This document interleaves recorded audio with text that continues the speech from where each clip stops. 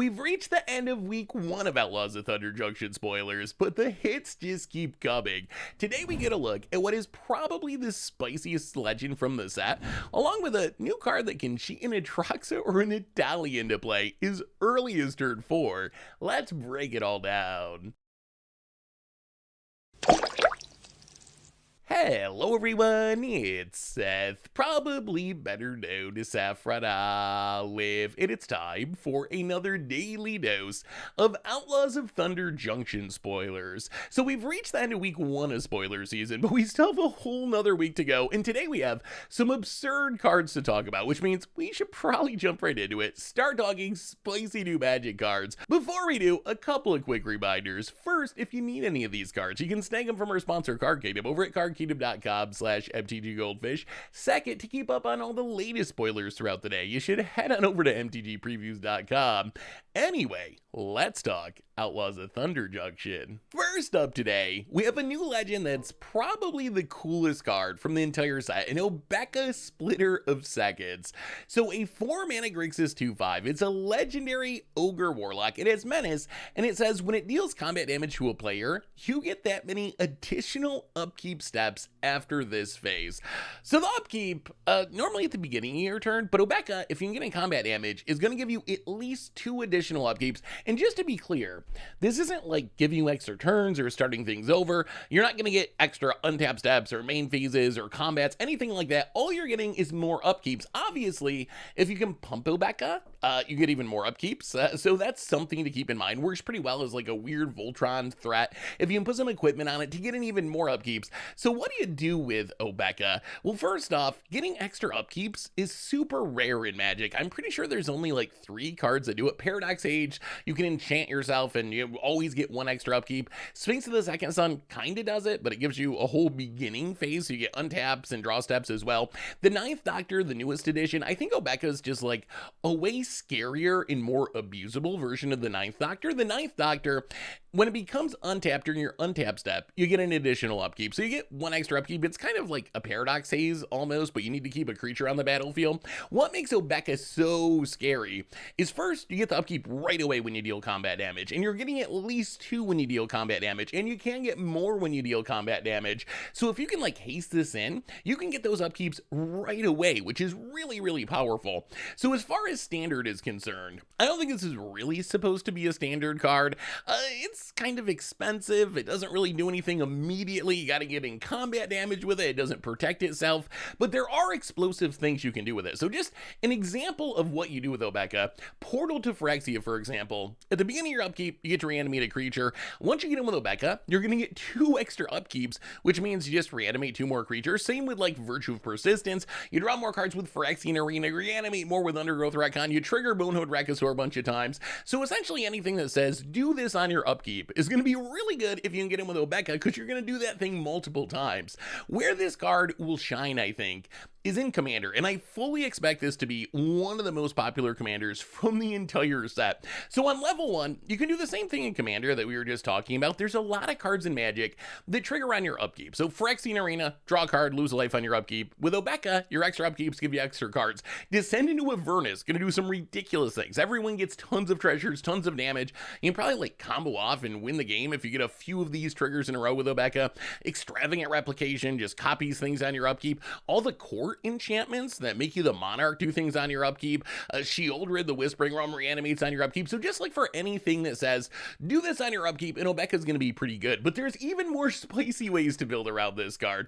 Just looking for things that say on your upkeep is kind of, you know, the meme with the like exploding brain where it's like, oh, common, and then bigger brain, and exploding brain. That's basically Obeka. So this is like the normie way to build Obeka. Just look for things that say on your upkeep and put the cards in there. The slightly more big brain way to build it is Suspend. So Obeka's really interesting with Suspend because Suspend counters remove on your upkeep. So if you get in with Obeka and get extra upkeeps, you get to remove a bunch of extra counters from your Suspend cards, which means your Reality Strobe is going to come down really fast. You'll draw a bunch of cards quickly with Aeon Chronicler. You'll open a bunch of non-basics with Dretravor.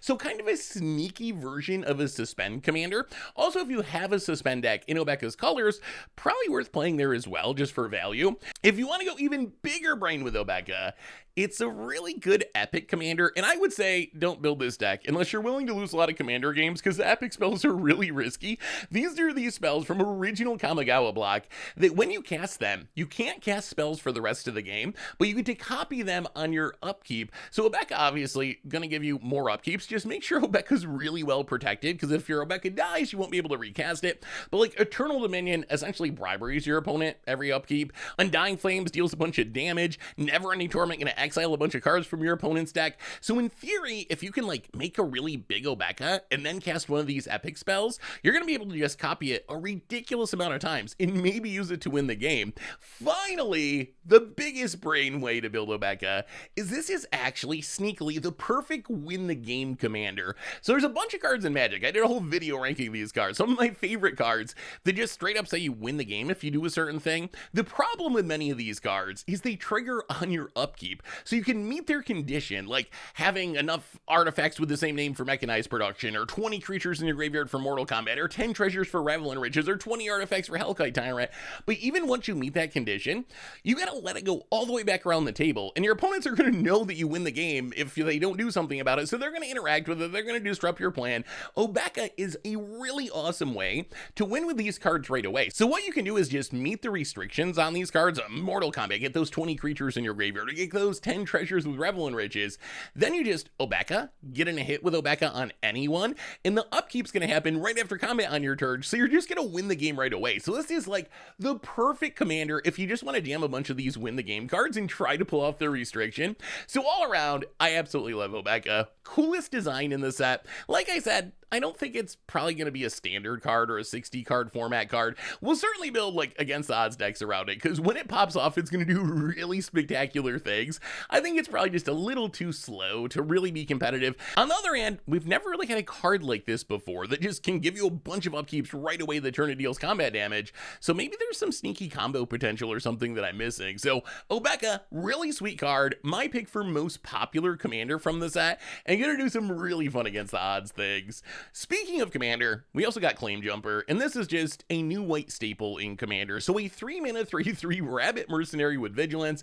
When it ETBs, if an opponent controls more lands, then you can search your library for planes, put it on the battlefield tapped, and then if an opponent controls more lands than you get to repeat the process once, and then you gotta shelf your library once you're done.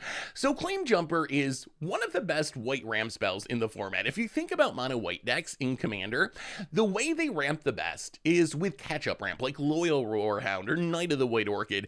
These ramp spells that get you a plains if your opponent has more lands than you. Claim Jumper has the upside of potentially double ramping you. It is 1 more mana than these other cards, but I think that's mostly fine. The upside of potentially double ramping makes up for it. So if you're playing a mono white deck and you're doing the catch-up ramp thing, which if you're playing mono white, you probably should be, because that's the best way to ramp in mono white, I think you just play Claim Jumper every single time. And then this is why bounce lands and sack lands like Lotus Field are so important for mono white, because if you just play these cards fairly, there's a decent chance that you might not be behind on lands early in the game. Maybe you're up against a green player who ramps before you, but otherwise you might not have enough lands to make this work. But if you're playing Guildless Commons or Eriette Archway or Lotus Field, these are all cards that put you down on lands, but not down on mana, because they make multiple mana, which makes them the perfect way to make sure your Claim Jumper is going to work. So these cards go up even further in value. They're already kind of mono white staples, because like I was saying, this is just the best way to ramp in mono white, but now that Claim Jumper is in the mix as well, these cards go even further up in value.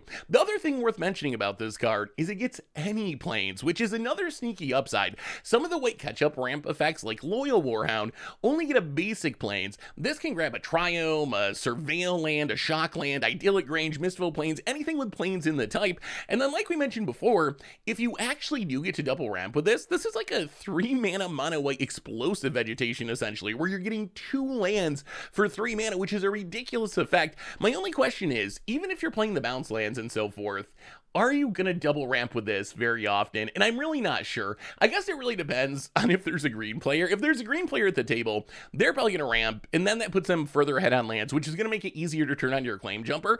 But really, even if you only get 1 land with this card, it's still fine, and it's got a pretty reasonable body. If you're playing mono white, you probably got some equipment, a Vigilant 3/3 for 3 that can wear equipment, a fine creature as well. So Claim Jumper, it's going to show up in a lot of mono white commander decks. I've never really seen these cards take off too much in constructed, so I don't know if we're really going to be playing Claim Jumper in Standard or anything. I think it's going to be too hard to control being behind on lands, but in Commander at least, one of the best white cards in the set. We also got a new blue Sphinx in Stoic Sphinx, so a 4-mana 5/3 flash flyer that is hexproof as long as you haven't cast a spell this turn.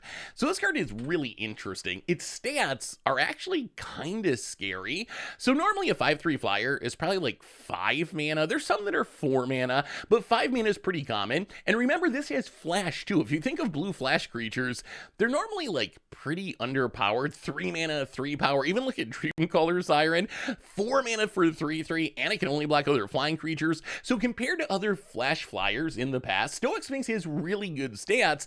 I think that Wizards is intentionally designing cards to be able to fight through Shieldred. I think one of the upsides of Stoic Sphinx with that 5 power is your opponent can attack you with a Shieldred, and you can use this like a removal spell where you flash this in, block the Shieldred, and this is really important for mono blue that tends to struggle with removal with like of things like Shieldred and wants to draw a lot of cards. So this seems like a kind of sneaky Shieldred assassin.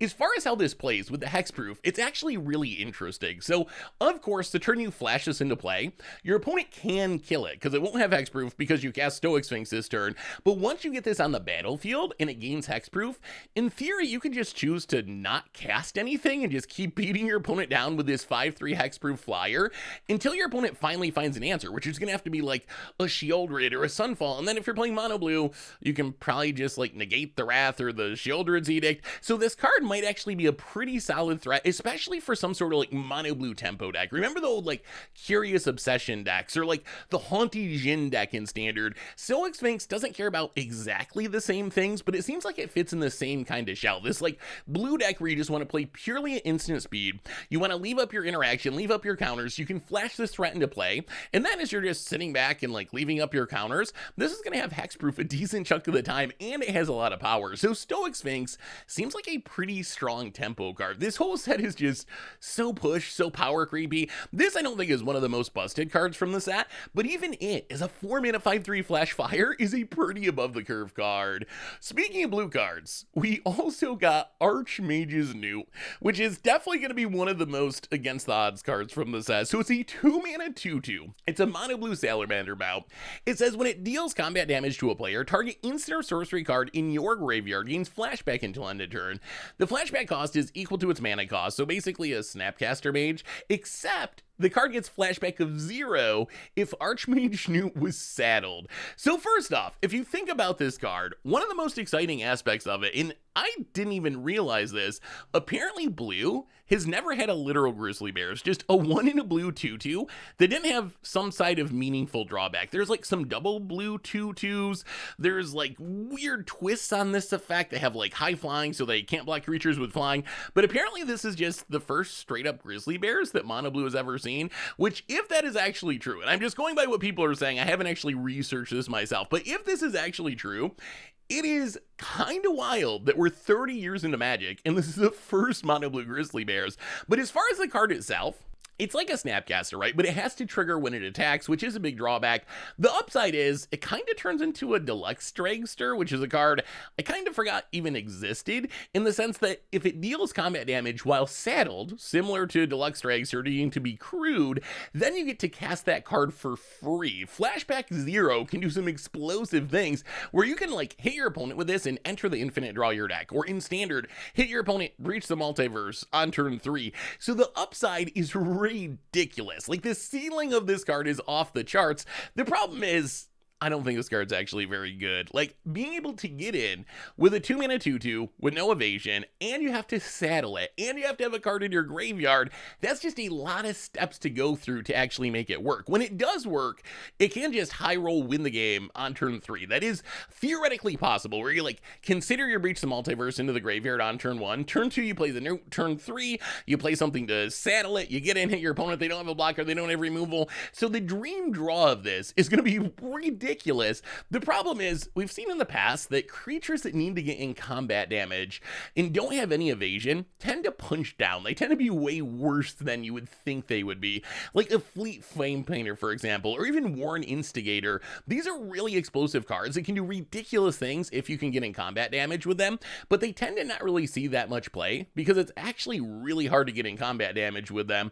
I guess you could try to like give it trample. That might be the best way to go about it. You still gotta have something to saddle it. You still gotta get a spell in the graveyard, but like an Audacity or a Monstrous Rage can make sure you get in that hit. And the thing I do like about it is you really only need one hit with this card, right? Like, it's not like you need to repeatedly get in and cast a spell for free each turn. It would be great if it happened, but if you cast one, Breach the Multiverse, or Enter the Infinite, you're probably just gonna win the game. In Commander, I think it gets a little bit better, just because there's more ways to make it unblockable, and there's more opponents where you can play this on turn 2, play it on turn 3. In Standard, it's just not going to work. Your opponent's going to have removal, you're going to have a blocker a high percentage of the time. But in Commander, there's a pretty good chance that someone's off to the slow start, someone's ramping on turn 3 instead of playing a blocker, and then you can just get in this cheeky attack and cast your big spell and win the game. Plus, you can be playing cards like Whisper Silk Cloak to make it unblockable, or Rogue's Passage, or Mother of Runes to give it protection from colors of blockers. So I do think this is kind of a spicy Commander card in decks that have these big spells and are going to get them in the graveyard. So Archmage is new. The ceiling's really high. The card's super explosive, but I don't think it's very good. It'll be a really fun against the odds card that when it works is going to be hilarious, but I just don't think we can consistently attack with a Blue Grizzly Bear in Standard without it getting removed. There's just too many hoops to jump through for it to really be a competitive card. Next on our list, we got a new Rakdos Lizard Rogue Legend in Laughing Jasper Flint. So a 3-mana 4/3. It says creatures you control but don't own are mercenaries in addition to their other types, which is actually kind of just like the definition of mercenary, so the flavor's pretty good there. Mercenaries, you're hiring them, but they're not actually part of your country or whatever. At the beginning of your upkeep, exile the top X cards of target opponent's library, where X is the number of outlaws you control, which will be any creatures of your opponents that you own, because mercenaries are outlaws, plus any other outlaws you play, plus Laughing Jasper Flint is an outlaw itself, as a rogue, and until end of turn, you may cast spells from among those cards, and until end of turn, you can cast spells from among the cards, and mana of any type can be used to cast the spell. So Laughing Jasper Flint, first thing I thought of is, it's finally Catarrot Summons time. If you don't know the story of Catarrot Summons, this card is just a 1-mana black tutor for a mercenary. This is a card that for the last like 15 years, whenever I buy a collection and I find one of these, I just like pull it out and pull it out and pull it out, because it's a 1-mana tutor. The problem is it tutors for mercenaries, and mercenaries haven't really been supported in Magic since like the 90s. So it's been a long time since mercenaries mattered. But I figured, in the age of Commander, sooner or later, Wizards is going to start printing mercenary stuff, and then Catarrot Summons, everyone's going to want it because it's a 1-mana tutor if you're a mercenary deck. So my pile of Catarrot Summons finally starting to look a little bit better, thanks to cards like Laughing Jasper Flint. But Laughing Jasper Flint, it's a fine card, right? It's like a Bone Crusher Giant stats is a 3-mana 4/3, which is reasonable stats, pretty good stats, honestly. And then you kind of do this weird Outrageous Robbery, obviously temporary. You only get to cast the cards that turn, unlike Outrageous Robbery, but it's another way that you can steal cards from your opponent's deck, and it does kind of snowball. If you steal some cards with Laughing Jasper Flint, then you can cast creatures from those cards, which will be mercenaries, which means next time you get to activate Laughing Jasper Flint on your next upkeep, you'll steal even more cards from your opponent, so it does kind of snowball interestingly.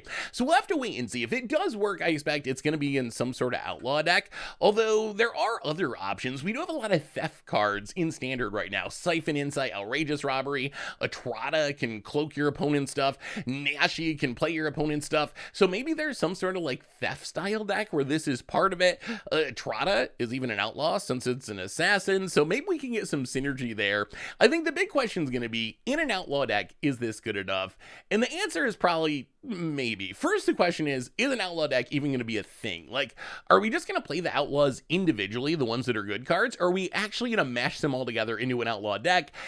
I don't really know yet. I think people will try to build an outlaw deck, although after seeing how Party kind of flopped, I'm a little bit skeptical that people are actually going to make like Outlaw Tribal a thing, when maybe we just play the good Outlaw cards. But let's assume there is an Outlaw deck. Does Laughing Jasper Flint make it? And I think the answer is yes, in small numbers. So many of the best Outlaws are going to be legendary. So you really don't want to play 4 Marchesas or Ferascas or Kreviks, because you're just going to legend rule yourself too much. So I think what we're probably going to see is a couple of this one, a couple of that one, maybe one here, maybe 3 there are the best ones. So I think Laughing Jasper Flint probably fits somewhere in that mix. You're probably not going to play 4 of these, I wouldn't think, but I do think an Outlaw deck is a 3-mana 4/3 with a bunch of upsides and it generates card advantage. That seems like a good enough card. Plus, if you're an Outlaw deck, its trigger is going to really do some work. If you have 3 or 4 or 5 Outlaws, you're exiling a big chunk of your opponent's deck each turn.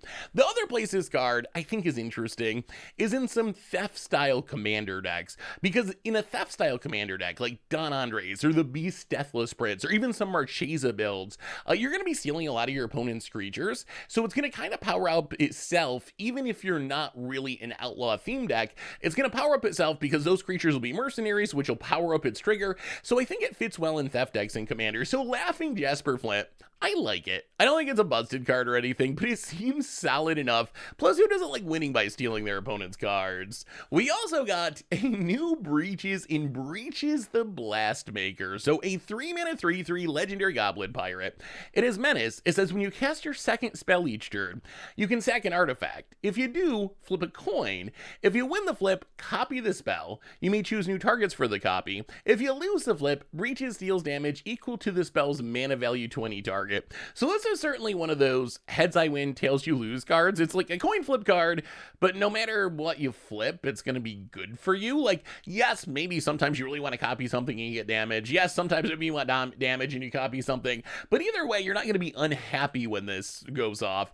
It kind of reminds me of Carrick a little bit, with a bit of a twist. So Carrick, downside is it only works on instants and sorceries. The upside is you can just combo off with this card, right? It works on every single spell you cast.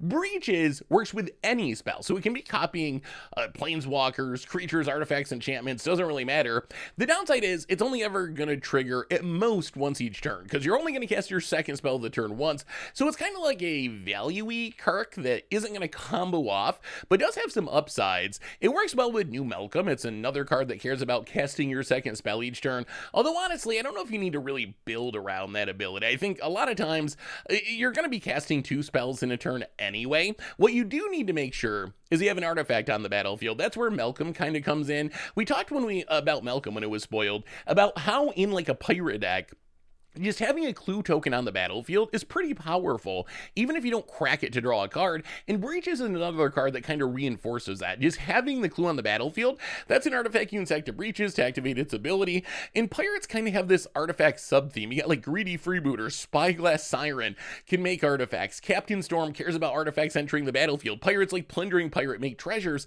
so I could see this card showing up in a pirate deck just as kind of a value card where you're like, I'm gonna have some artifacts on the battlefield, I want them for other purposes. And then Breeches, 3-mana 3/3 Menace that is maybe copying things, maybe dealing some damage. Either way, it's going to be good for me. So Breeches, it's a really cool card. It's certainly a super high variance card. You need to play Breeches, you need to cast 2 spells, you need an artifact on the battlefield, and then even once all that happens, you're not guaranteed to get the result that you want. The good news is, either result is going to be a positive for you, so you're not going to be too sad even if you get the second best option for a situation. We also got one last job. So this is a white spree sorcery. It's 2 a white plus 2 to return a creature card from your graveyard to the battlefield, 1 to return a mount or vehicle card from your graveyard to the battlefield, or 1 to return an aura or equipment card from your graveyard to the battlefield attached to a creature you control. So this is kind of a split card of like an expensive resurrection mixed with like a one-shot retether style effect, mixed with a little bit of a forge anew, being able to get back equipments. It's kind of like an invoke justice that you can split up. The question is, how good is this card? Obviously, the dream scenario is off the chart. So let's say you actually get the right setup of this. You could theoretically get back Atraxa, a Dragon Wing Glider that's a 4/4 flyer, and something like Calamity as a huge mount. That's a ridiculous amount of power entering the battlefield. What kind of deck could exist to actually pull this off?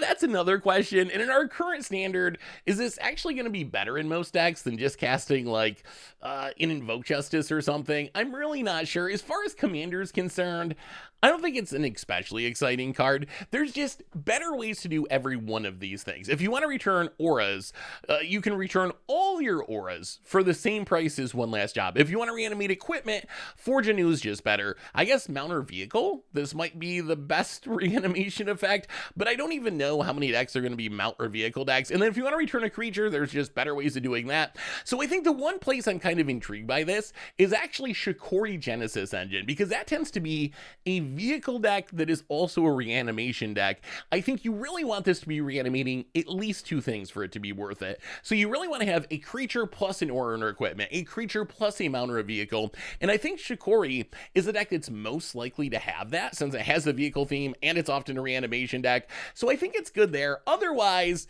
One Last Job, it's fine. Like, it's okay. Its ceiling is pretty high, but I think it's going to be hard to build a deck that actually takes advantage of all of its mode at once. We also got Ornery Tumblewagg, which I think is pretty good. A 3-mana 2/2 Brushwagg mount. So at the beginning of combat on your turn, put a +1/+1 counter on target creature you control. Then whenever it attacks while saddled, double the number of +1/+1 counters on target creature, and it saddles for 2. So at first glance, this is kind of a more expensive Luminarch Aspirant. Remember how good Luminarch Aspirant was in Standard? With the same, like, at the beginning of combat, put a counter on a creature you control. Ornery Tumblewagg, same thing, except 1 turn slower. It's coming down on 3 rather than on 2, which is a big difference. On the other hand, Tumblewagg also has a bunch of upsides, right, to make up for its higher cost, which is this can potentially add a lot of counters to things. You get a bunch of counters on a creatures, maybe you're playing some Bristly Bill Spine Sower to get even more counters on things, and then you use your Ornery Tumblewagg to attack saddled and just make a creature really, really big. And one of the reasons to be excited about this card is it's got the support right now in Standard. There's a ton of +1/+1 counter stuff. It hasn't really emerged as like a real top tier deck. We played it for some budget Magic decks and whatnot, but I think that maybe this makes that deck a lot better. Like, it curves really well into Dusk Legion Duelist. Whenever you put a counter on it, you get to draw a card. So turn 2 Dusk Legion, turn 3 Tumblewagg, put the counter on it, start generating card advantage, growing your threats. Works well with Kyrian Beastcaller, with Botanical Brawler, with Kami of Whispered Hopes, Bristly Bill. So maybe we'll finally see some sort of like Ozolith, Hardened Scale style deck really take off in Standard, and I think if it does, Ornery Tumblewagg will definitely be a part of it. Also, there's some other cards that just naturally tend to get counters, like the map tokens for Sentinel of the Nameless City, or like Questing Druid, Inti, Picnic Ruiner. So maybe you could play this in a generic sense. The only downside of playing this generically is a 3-mana 2/2 is pretty far below the curve. Even if you play and get that first counter, it's a 3-drop that's adding 3 power to the battlefield.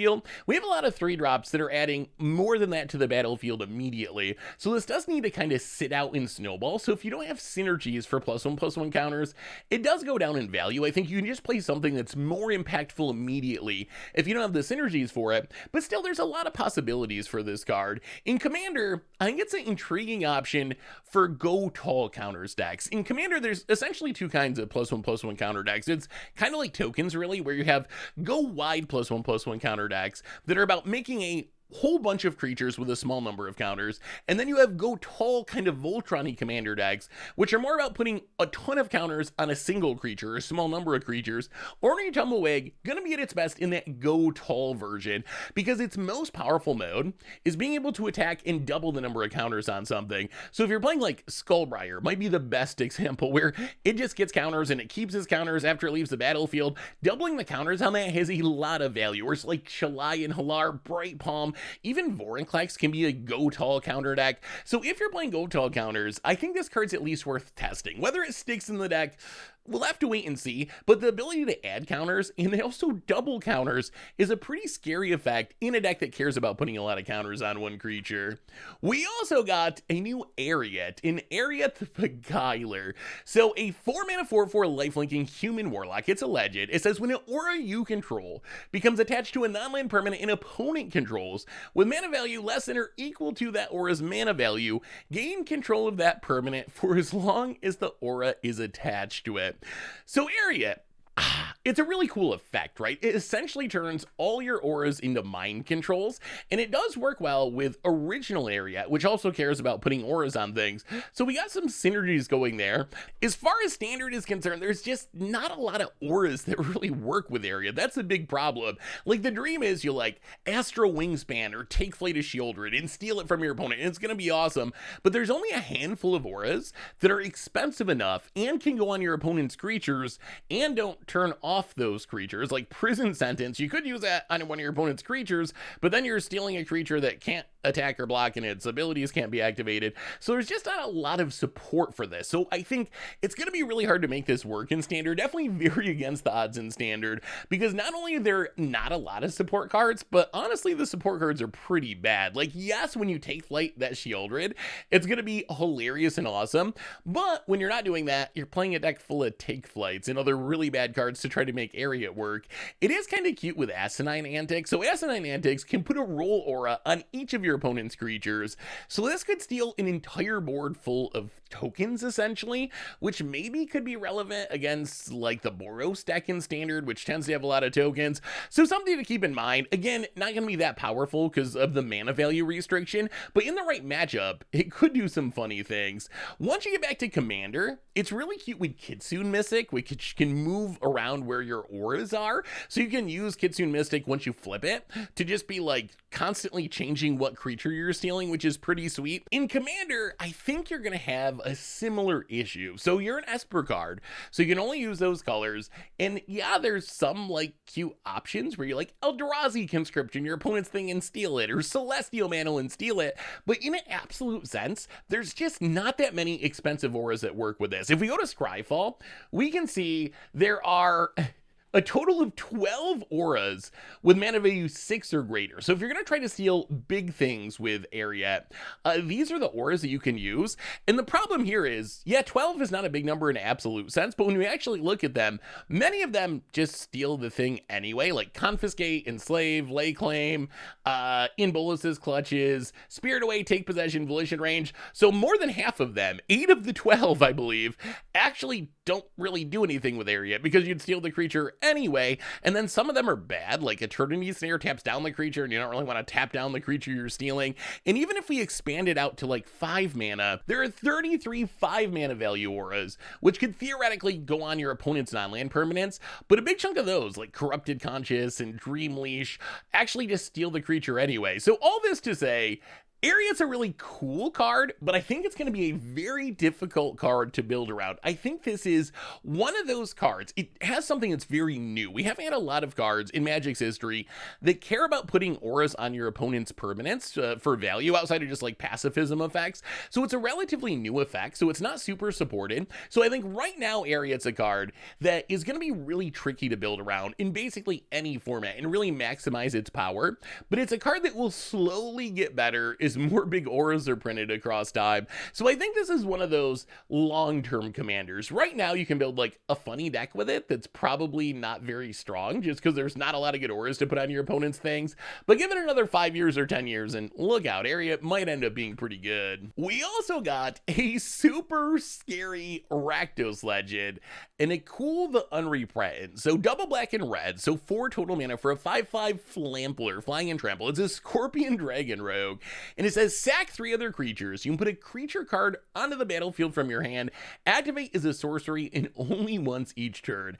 That is an incredibly scary ability. So a 4 mana 5/5 flying trampler already good stats that you're starting off with. Yeah, the mana costs are a little bit rough, but you should be able to make it work. And then its ability is very scary in the right deck. It's essentially like a dramatic entrance effect, except it doesn't have the restriction of being a green creature. Sure, you gotta sack 3 creatures, but that's really easy to do. Like, think of a normal Magic curve. 1 drop on turn 1, 2 drop on turn 2, 3 drop on turn 3, turn 4, Akul, sack your other stuff, put an Atraxa into play. Once you start making tokens, then it gets even more ridiculous, right? Like a single Gleeful Demolition gives you enough creatures to sacrifice to put your Etali or whatever into play from hand. So the ability seems very, very easy to actually pull off. And it's also worth mentioning that there's not really a time to react to this, right? If you have 3 creatures on the battlefield and you play Akul, other than countering it on the stack, there's not really a way for your opponent to stop this ability. Even if your opponent has a targeted removal spell, you're going to have priority first once Akul hits the battlefield, so you can activate its ability before your opponent has a chance to do anything, and even if they kill it, you're still going to be able to dump your huge thing into play. So this, in Modern, you can put like Emrakul into play, which is pretty game-ending, and in Commander, I think this card is one of the scariest commanders in the set. I want to say it's a kill-on-sight commander, but like we were just talking about, kill on sight doesn't even really matter because this does the thing right away. So I imagine the way this is going to play in Commander is you just play a deck that makes a bunch of tokens early in the game, Bitter Blossoms and Mog War Marshals and Lazotep Reavers, and then is full of the biggest, baddest threats in all of Magic, Ulamogs, Kozilek's, Blightsteals, and you just make some tokens and you just drop this and immediately put the Eldrazi or Blightsteel into play and take over the game. I am really frightened of this card. I think this card is actually legitimately scary, and I think it has a chance to see play from Standard all the way back through Modern at a minimum, and is one of the most frightening commanders from the set. I don't really know what else to say about it. If there's one thing we've learned about Magic over the years, it's that cheating things like Emrakul or Griselbrand or Atraxa into play is one of the strongest things you can do in a game of Magic, and Akul does this really easily on a 5/5 flying trample body, which is already a good card. It's not like you're playing some underpowered card to make this work. So Akul, just one of the most frightening cards from the entire set. Finally today, bunch of low rarity cards. Gotta shout out Boombox in the top right, just because it's actually land destruction in Standard. It is horrible land destruction. 2 to cast Artifact, 6 to tap and sack it to blow up an artifact, a creature, in land. But it is land destruction. Wizards did it. They actually gave us a blow up a land card in Standard. Otherwise, this is all stuff you can check out over at MTGPreviews.com. Anyway, that brings us to the end of our daily Outlaws of Thunder Junction spoilers for today, and our first week of Outlaws of Thunder Junction spoilers. So thanks for watching, everyone. I hope you enjoyed it. Let me know what you think about today's cards in the comments, and I will be back most likely on Monday. I don't think we're gonna get enough spoilers tomorrow on the holiday to be able to do a video, but I'll be back on Monday with even more Outlaws of Thunder Junction spoilers. So until then, have an amazing day, everyone, and I will talk to you soon. Looking for even more Magic? Well, you can check out yesterday's spoiler video here, or maybe last night's Mucha Brew where we killed our opponent just by drawing cards.